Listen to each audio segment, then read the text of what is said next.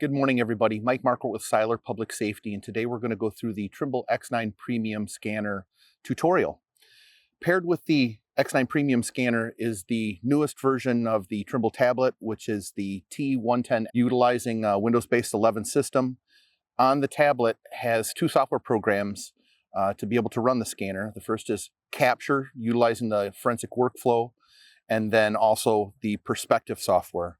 So we've arrived at the scene of our crash. I have set up my carbon fiber tripod, placed the Trimble X9 Premium on top of it, and I'm going to boot the system up by turning the power button on, using my time wisely. So while that's going, I've turned on my tablet. I'm opening up the Capture software. Once the Capture software is open, I'm creating a case file in Capture. And I hit the Next button. I work through the menus, identifying that we're working with an X series scanner.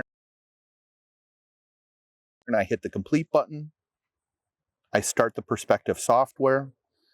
While it's going through its administrative processes at the scene, the Perspective software is open for us. The scanner shows green. Green is good. It takes a moment. We see in the high menu here that they have connected Wi-Fi together. And the first thing that I would do at the scene is I would run a field calibration. So working through my settings menu to my scanner, I'm going to start a field calibration.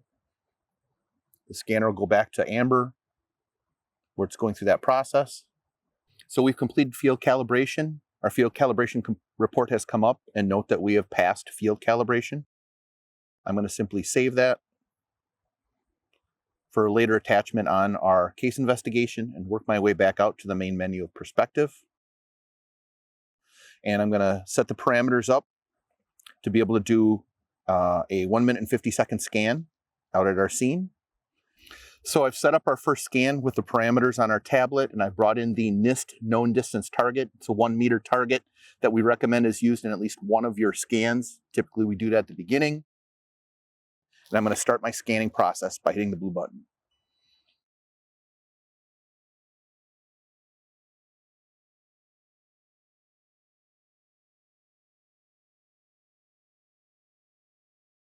The first scan is completed. It's pushing it to our tablet.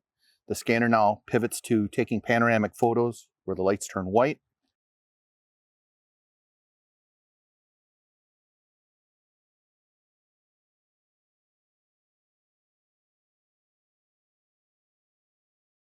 The panoramic photos are pushed to our tablet. The scanner base is turned green, which tells us that we can move the scanner to scan location number 2.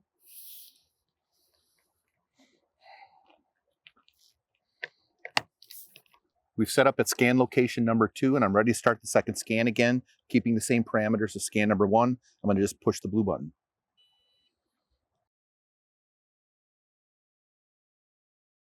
Scan number 2 is completed. The data is being pushed to the tablet. The lights turn white. The scanner is now doing panoramic photos for scan number 2. And meanwhile, the tablet is going through an auto registration process between scans 1 and 2. Green is good. We've got completed scan registration at the top between those two locations. I'll zoom in a little bit while the panoramic photos are being completed. You can see a green line connects those two locations, telling us that registration is good and is completed. Panoramic photos are done for scan number 2. They're pushed to the tablet. Again, green is good on the scanner, and we would be ready to move to scan location number 3. So if we make an assumption that we've completed our scene with our scans, we're breaking our scanner down, and while we're doing that, we're using our time wisely. In my tablet, I would simply expand out the hamburger menu on the left. I would go to the Export to Capture button. I would select Scan Refinement, and at this point, I could colorize my point cloud with the pano photos, and I'm going to start that process.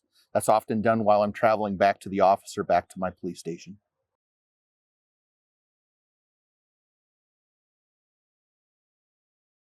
So we've completed the scan refinement and colorization process. We get a report that we can again attach to the back of our investigation that shows that we've done that and what the results were of that.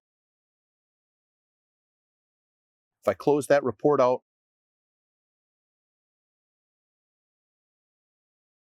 I go back to my hamburger menu, and now I select back to Capture.